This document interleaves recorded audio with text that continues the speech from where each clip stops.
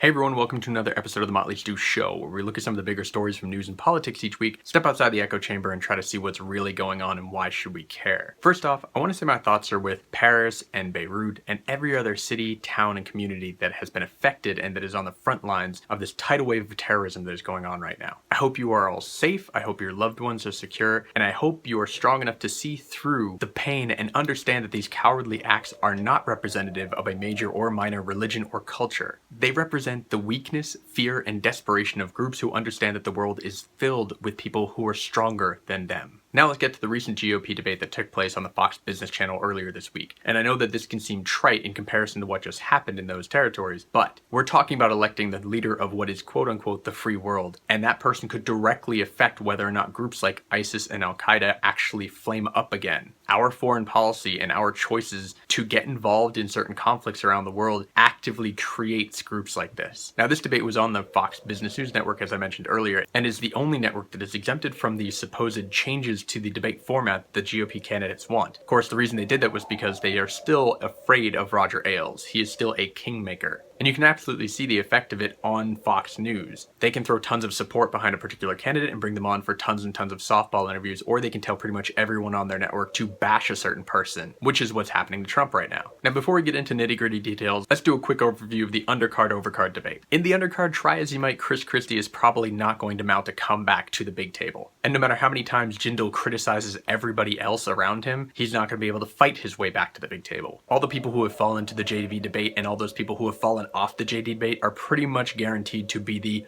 also ran for 2016. Now at the main debate, you got Rubio still running strong, Trump and Carson are stumbling under the spotlight, and Kasich and Paul have tried to rev up their campaigns and rev up their performance to see if they can gain some traction. Cruz and Fiorina are pretty much doing exactly what they've been doing, and it's not going to really help them either way. Oh, and Jeb Bush is still there. It's cute. It's good for him. So that's the overview. Let's get into some of the details of what happened. Rick Santorum, who is still part of this race, stumbled his way through the undercard debate. He seems to make himself out to be somebody truly different because he was elected in a solidly blue state as a social conservative twice. But yet when you're on the stage with Chris Christie, who also was elected inside of a solidly blue state, you don't seem that unique. As for Chris Christie, he continued to try to make an infomercial for himself during the debates while he would look directly into the camera and continue telling people that they should call this number right now and give him $100 in easy payments of $19.95. And he's been trying to use the tactic that if you are smaller on the totem pole right now and you are not being pushed against who is considered to be the top of the totem pole, just continue to mention yourself and them in the same sentence and people will subtly start to think of you and them at the same level. So in every answer, he continually goes after Hillary Clinton because she is still the front runner in the Democratic Party and she is presumed to be their nominee. So whoever wins on the GOP side is probably going to go against Hillary Clinton. So Christie believes if he continually says, me and Hillary Clinton, I am the only person who can beat Hillary Clinton, I will go after Hillary Clinton, put me on a stage with Hillary Clinton, he thinks that will make that happen. It won't. Governor Bobby Jindal is continually trying to do this thing where he just burns the bridge everywhere. He just wants to burn everybody out of the GOP and make himself the only one still standing. He's not going to pull any punches anymore. He's going to go on full-on offense and attack every single person on that stage and also on the stage that he wasn't a part of. His campaign is basically saying sending a Republican is not enough. You have to send the right Republican, and I'm the only right Republican. One of the things that he keeps touting and using over other people is that he refused Obamacare in Louisiana, so he's the only person who really has the wherewithal to say that he can repeal and replace Obamacare because he refused to take it. But Governor Jindal, let's actually look at the fact that since you did refuse to take it, let's look at the uninsured rate in your state. According to a new study that was brought to light by papers in your own state, Louisiana has the 7th highest medically uninsured rate in the country. I don't know if that's something to seriously brag about. Oh yeah, and Governor Mike Huckabee is still there, making jokes when he feels it's necessary. And the only point I have about him actually leads into another point about the moderators for this debate. Not necessarily the other one. I'll talk about the big card debate in a little bit, but the JV debate, those moderators seem to continually give questions to the candidates that were basically like, hey, the world sucks, why does it suck? What will you do to fix it? And what's weird about that is, yes, there are issues, but the country is on the right path. It is actually growing. So to act like everything is getting worse is just playful perception of the people in that audience. And then they went ahead and they asked Governor Mike Huckabee a question about Janet Yellen, who's the head of the Fed. And they perceive that the Fed has been doing a really terrible job holding down interest rates, and that's what's causing so much income inequality. And they say that if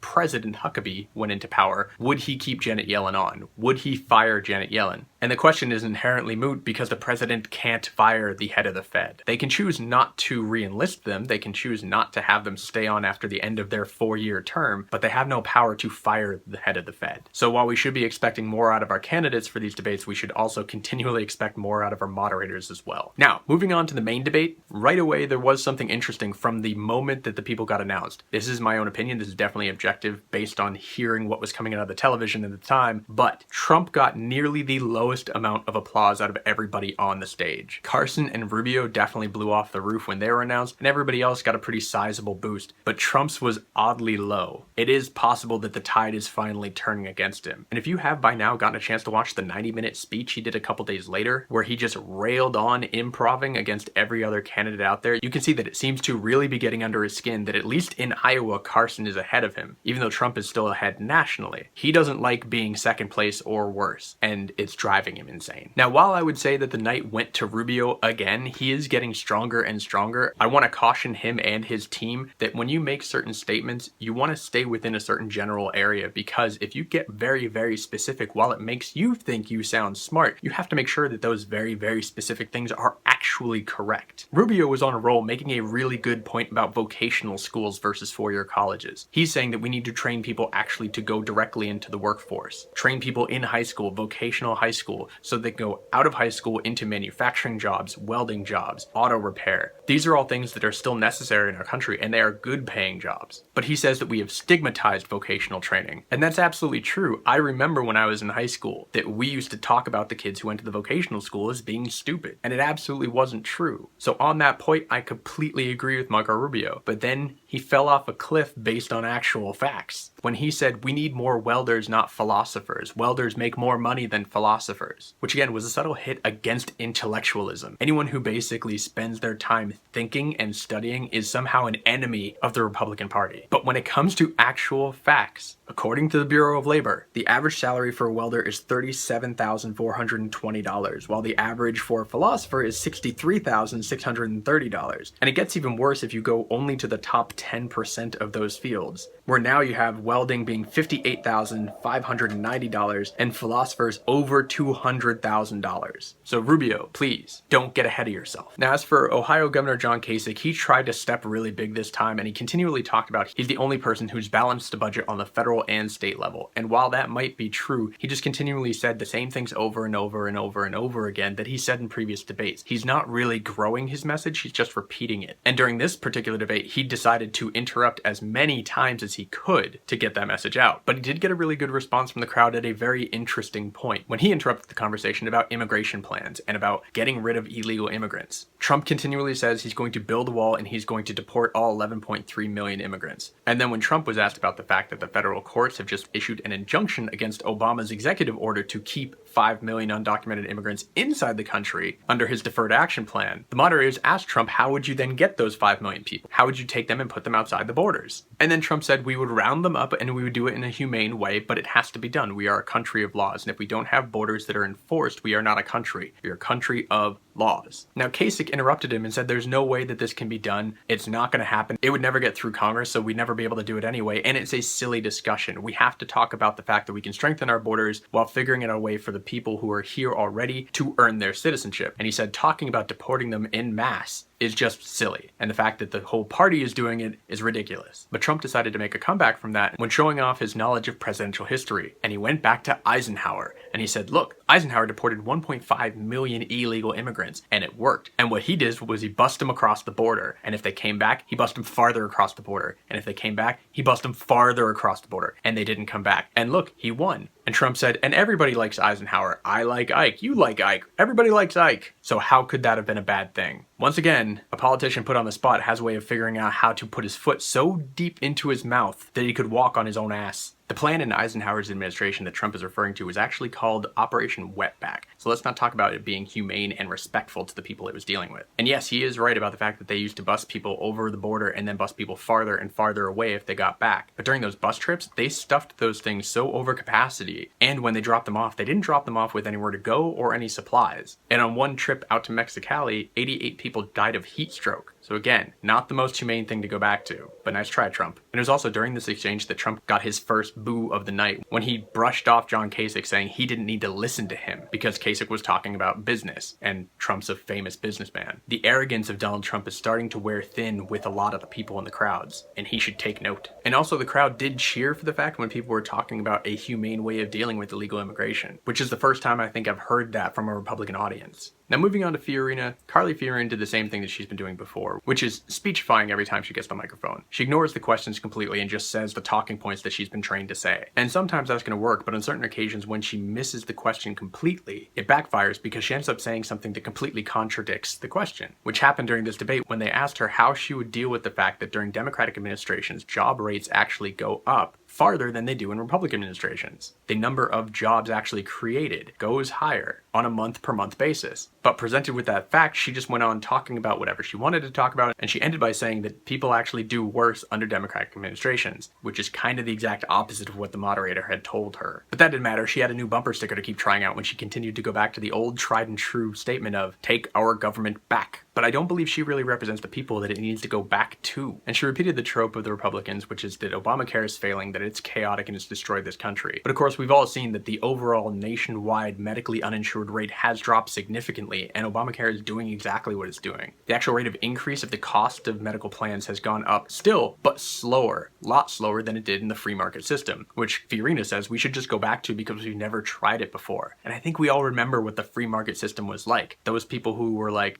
women were a pre-existing condition. And at one point, Rand Paul and Marco Rubio actually got into a really good back and forth debate over what is conservative. Marco Rubio in his plan actually wants to increase military spending by $1 trillion, and then he also wants to create a new entitlement or a new giveaway during the tax season of $1 trillion to people with children. Now he says he's going to pull down all the other spending and that's going to pay for that, but Paul confronts him on saying that's not conservative. You can't continue making bigger and bigger giveaways, either to the military or to families, when you don't have the money to pay for it. That's not a conservative value. And while Paul is right about that thing, Rubio made a really good point on saying that when businesses can actually write off the fact that they invest in equipment, but families can't write off the fact that they invest in their own children. Nice point. And now I'm going to go back to Trump for a little bit when I mentioned two things that he completely failed on during this debate. And I think it's rolling up into the idea that he is slowly fading away. When asked how he would deal with Vladimir Putin and the aggression of Russia right now, he talked about a dozen things, saying that Russia wasn't the only people we should be thinking about. There's North Korea and there's all these other things. But he said he's met with Putin before and they had a very cordial time when they met because they did an episode of 60 Minutes together. And he thinks he could really deal with Putin on a one-to-one basis. But that's a complete lie. Not that they were both on 60 Minutes, but that they ever met. Their segments, as in most segments that happen on 60 Minutes, were filmed in completely different locations, this time being New York and Russia, filmed at completely different times. So if Donald Trump actually thinks that they met, then now we know he's completely delusional. And if he knows that they didn't meet, now we know he's lying. And then to beef up his negotiator and deal-making credentials, he continued to go after the TPP, the Trans-Pacific Partnership deal, which Obama's pushed very hard. And he says this is an awful trade deal. He's very big on trade deals, he likes trade, but this is an awful deal, it's the worst deal ever made. And he continually talked about how it was giving away all this stuff to China. It was allowing China to do this, it was allowing China to go in the back door, it didn't talk about China's currency manipulation, it didn't talk about anything about China, or it didn't punish China enough and it didn't give them guardrails, and that it was just this big giveaway to China. And then Paul just basically kicked in Trump's teeth by interrupting at the end of the rant going, could someone please explain to him that China is not part of the TPP? And the audience laughed at Trump. Again, it just shows that Trump doesn't seem to really know what he's talking about. I think it's proving out that he's been running this entire race based on personality, based on bravado, but it's not based on any real thought or real strategy. And the last point I want to make was this one moment from Marco Rubio when he was asked a question and he responded with this. That's a great question. Well, let me begin by answering it. I know I might be nitpicky, but that is the most unnecessary sentence I've ever heard at a debate. But in the end, it was still Rubio's night. And one point I also want to make about this is the moderators left the kid gloves on. They didn't point out certain things that people knew should have been mentioned. You're talking about the economy, and yet you didn't talk about Rubio's finances. When he brought up immigration, you didn't talk about the fact that Rubio was part of the Gang of Eight. When Cruz went on a rant about all the departments that he would get rid of, the moderator didn't correct the fact that he mentioned the same department twice. Maybe they didn't want Cruz to fall into the same problem that Rick Perry did all those years ago when he had that, oops, I forgot the department I wanted to cancel. But either way, the moderators played it safe because they didn't want to be attacked the same way that the CNBC people were. And they shouldn't do that. If you really want a real debate, you need people with the facts in front of them really questioning the candidates to get their real input. Lastly, during the closing statements, Jeb Bush just completely flamed out. He ended up saying something about veterans that he hadn't even talked about during the debate. It wasn't even part of his platform. It's possible that his student Rubio is going to overtake the master very soon. So obviously the question for this episode is, what did you think of the debate? Who did you think did well? Who did you think failed? There's a month between this last debate and the next one, so there's a lot of time for things to change. Who do you think will be gone by that point? Well, thanks again for watching the Motley Stew Show. If you haven't subscribed to this or to the daily vlogs that I've been doing, you can do so here. You can also like, favorite, or share this video with anyone you think wants to join in the discussion. Stay tuned for next week on the show, and as always, here's one of the kids.